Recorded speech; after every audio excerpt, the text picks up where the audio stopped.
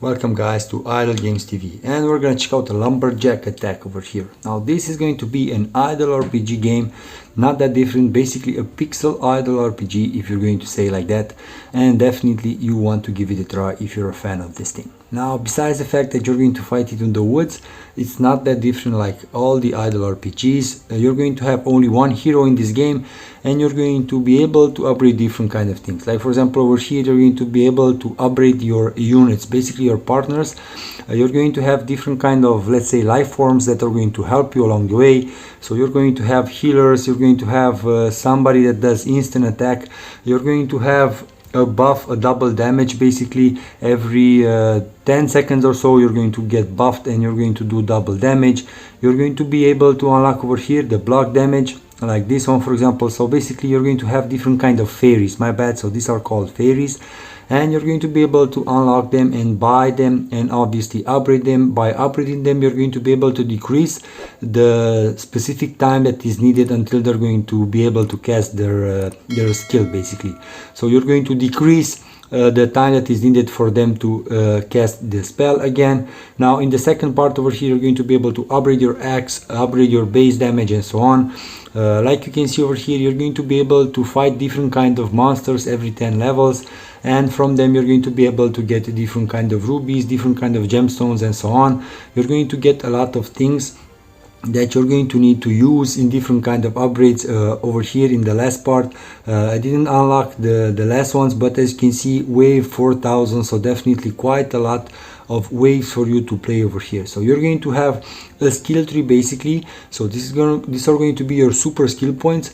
You're going to be able to get them, and obviously you're going to be able to upgrade over here quite a lot in order for you to get even more buffs out of it.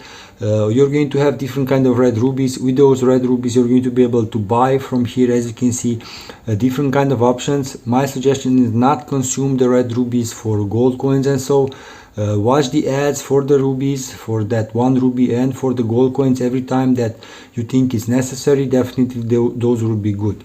Now in the third part over here you're going to have the buffs, your own buffs. Now depending how many of them you will unlock, basically you will buy, you will also be able to upgrade them, and obviously you will be able to upgrade the percentage from the basic stats. Like for example the first skill that I have unlocked, the increased damage, when you're going to start is going to have only 30% increase of damage, but if I'm going to upgrade it with 3k, obviously the percentage will go up, and the time for that specific buff will still remain the same, but most probably eventually the time will also increase and so on. Now as you can see over here, different kind of buffs that you can basically buy and use for your skill over here. You just need to click the third option over here 2 times in order for you to actually activate these buffs, like I am doing right now. And obviously you're going to have some mana potions. Now regarding the mana, obviously the mana is the one that you're going to need to refresh every time you're going to use the skill. These skills do cost, so don't forget about that. You're going to need the mana. Now over here, now you're going to be able to summon some relics.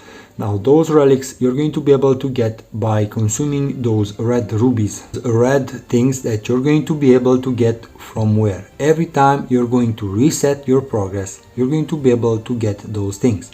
Now if you're going to see the big circle with the number with the red color, you're going to click it, and it's going to tell you that if you're going to return to the shack and repair your broken crystals, you're going to get that specific amount. Now eventually you're going to need to go further and further in order for you to collect more and more, in order for you to eventually get all the relics. Now my opinion is to get all the relics that you can, and as you can see over there, there are quite a lot.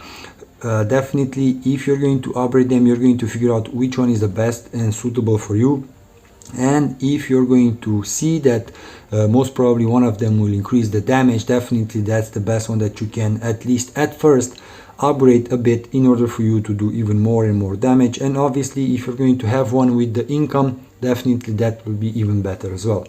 Now don't forget over here the options, you can put real money also, so if you're going to want to do that, please do so. You're going to be able to convert in super skill points, don't forget, in super skill points. So every ruby over here, as you can see, I can buy 1 super skill point. Definitely if you're going to have some, please do so. So my bad, you're going to need 250 250 rubies in order for you to get one super skill point, and that super skill point you're going to use it over here. But don't forget guys that you're going to have also over here the opportunity to use skill points, the normal ones. So please watch out for that. Every time you're going to have some of those, please put them over there. Now you're going to have different kind of backpack. Didn't figure out this thing, but as I mentioned, the only thing that is different from the other idle RPGs is the fact that you're going to fight into the woods. So the scene is only into the woods. You're going to fight with different kind of monsters, like you can see over here. You're going to have different kind of possibilities to get more and more rubies, depending on how many monsters did you kill, how many times did you tap, how many waves, and so on. So you're going to just need to play it a bit. You're going to get your offline income if you're going to go offline out of this game basically, but you will not have the opportunity to watch the ad for the double income. So every time you're going to go offline, you're going to get only basic stats, only basic offline income. Now if you're going to click the game, you're going to increase the you're going to increase your damage with a specific amount of percentage, but every time you're going to need to click it, and keep in mind that that will not gather, that will not accumulate. So basically it's an endless clicker game, and if you're going to encounter a boss that is really hard for you to kill, that's where you're going to need to click it quite a lot. Now don't forget that you're going to want to upgrade the base damage as well, because from the base damage, that's where all the other multipliers will apply. So don't forget about that. The base damage is definitely a thing that you're going to want to upgrade, at least at first, and afterwards try to upgrade your health, try to upgrade your axe. Obviously the color for the axe will change every once in a while. So you're going to be able to watch some ads, as I mentioned, and you're going to have some pop-up ads, but not that many. Watch out for the butterflies. Every time you're going to see a butterfly, click it. You're going to get some rubies. Definitely a simple game, not that hard. If you are into these idle RPG games, give this game a try. As I mentioned, the different thing is only the fact that you're going to fight only with one scenery in the background, and that is in the forest.